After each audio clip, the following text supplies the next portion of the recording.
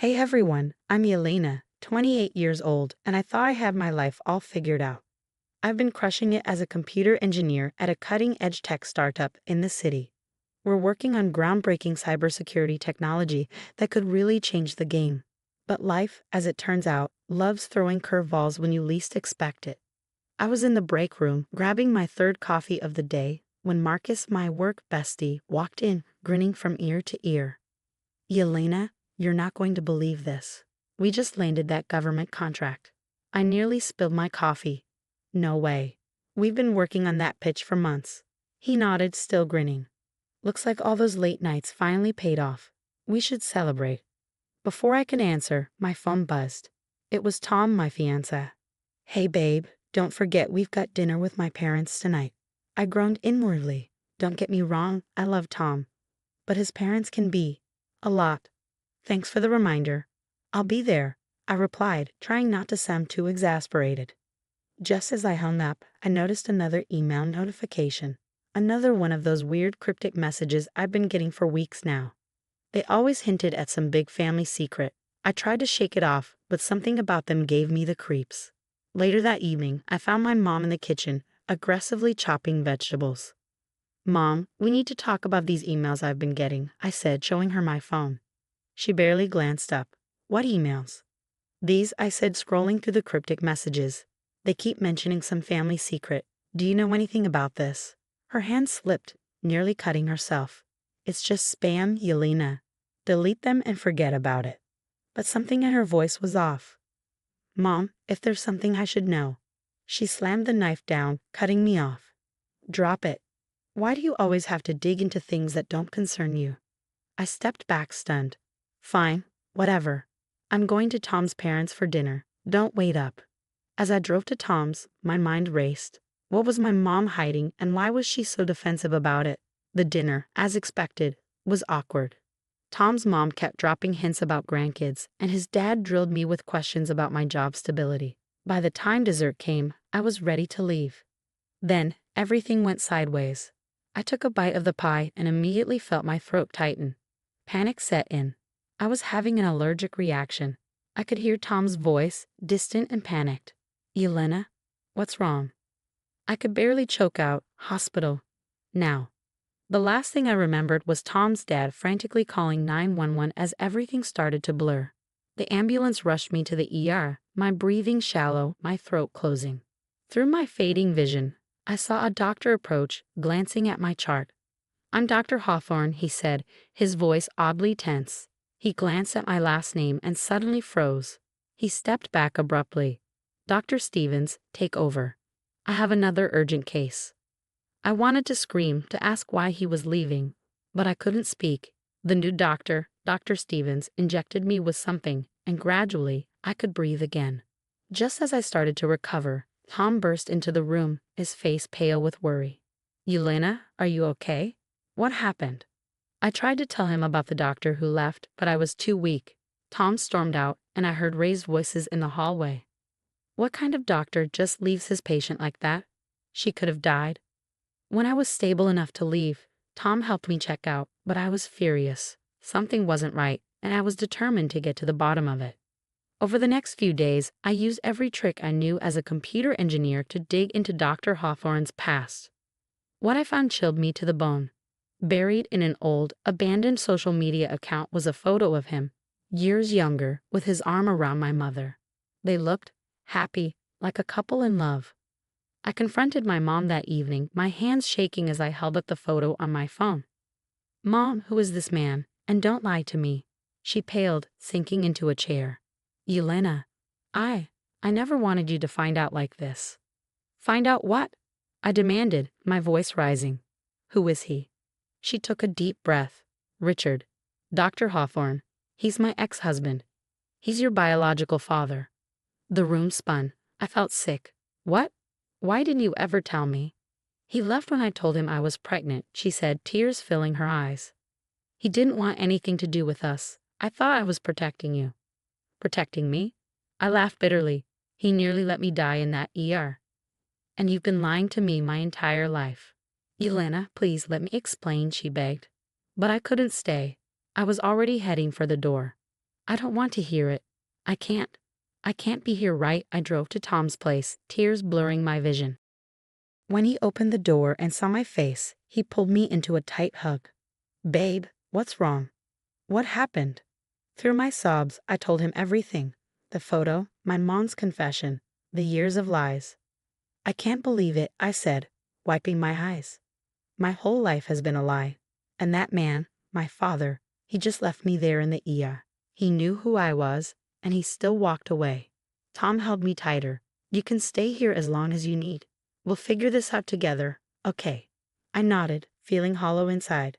That night, I drifted into an uneasy sleep, haunted by the thought that this was only the beginning. There had to be more to this story, more secrets buried in my family's past. And I was going to uncover every last one of them, no matter the cost. Using every cybersecurity trick I knew, I hacked into old email accounts, desperate for answers. What I found made my stomach turn. Years of hush money payments from Dr. Hawthorne to my mom, along with threats to keep her silent if she ever told me the truth. It was all there in black and white. Yelena, you need to let this go, Tom said one morning, his voice edged with frustration. It's consuming you. I spun around in my chair, glaring. Let it go. My entire life has been a lie. How can I just let that go? He sighed, rubbing his temples. I'm just worried about you, babe. This obsession, it's not healthy. But I couldn't stop. I needed answers. The next day at work, I pulled Marcus aside.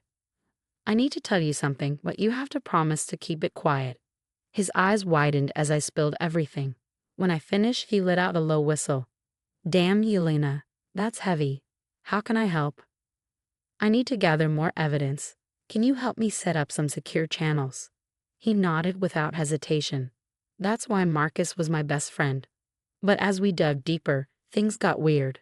Anonymous threats started showing up. First at work, then at home. One note slipped under my office door, read, "Stop digging, or else." Another warned, some secrets should stay buried. At first, I tried to brush them off, but they were getting to me. One night, I showed Tom the latest note. Look at this, I said, handing it to him. His reaction was unexpected. He grabbed the paper and crumpled it up. Yelena, this has gone too far. You need to stop before you get hurt. His vehemence caught me off guard. That's when I started noticing other things. How he always seemed to know where I was, how tense he got whenever I mentioned my investigation. Something wasn't right. With Marcus's help, I set up a trap. I created a fake email account, supposedly full of damning evidence, and left it open on my laptop at home. That night, I pretended to go to bed early, but snuck back into the living room later. What I saw shattered my world all over again. Tom was on the phone, his voice low and urgent.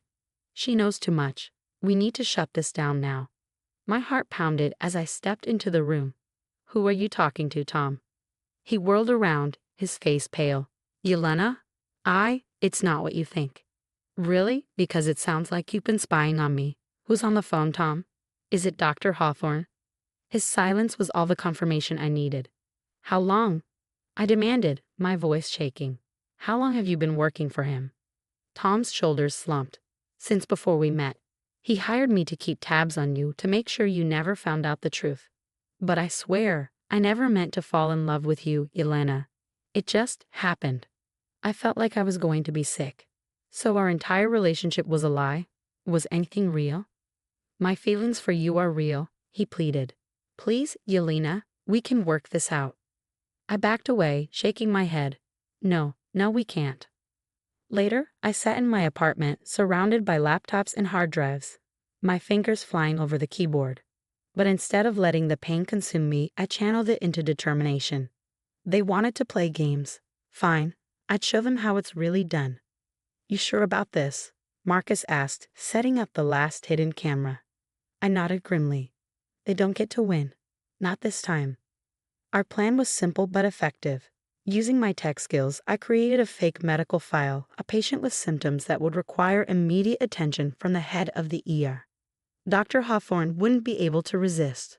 When he entered the exam room, the cameras were rolling, but instead of a patient, he found me waiting.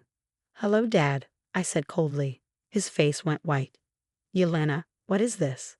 This is me getting answers and evidence. What followed was a heated confrontation. Thinking we were alone, Dr. Hawthorne revealed everything.